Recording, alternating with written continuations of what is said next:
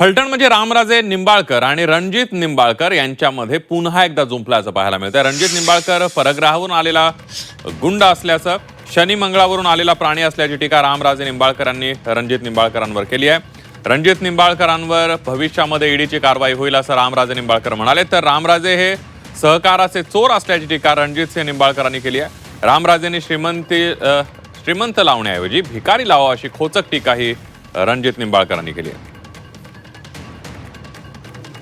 हा माणूस नाही हो, हा राक्षसही नाही, हा परग्रहावरनं आलेला आहे, कुठनं मंगळावरनं शनीवरनं, आणि ते आपल्या उरावर येऊन बसले। हे असला हा माणूस, त्याचं नेतृत्व, जो कारखाना आपण शून्यातनं काढला त्याच्या हातात द्यायचा आहे, आणि तुम्ही गप्प बसणार आहात बाळासाहेब त्यांनी।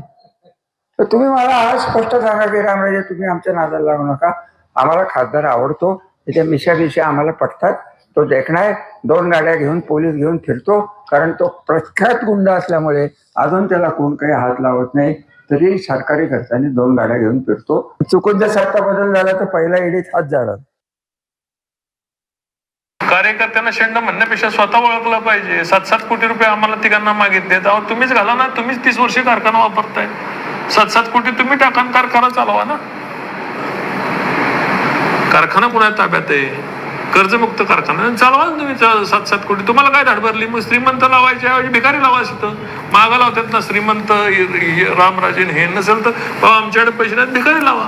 बघेल तालुक्यातली जनता आज उदार आहे। रामराजे सहकार महर्षी बनून फिरतात ना, तर हा सहकाराचा चोर आहे रामराजे।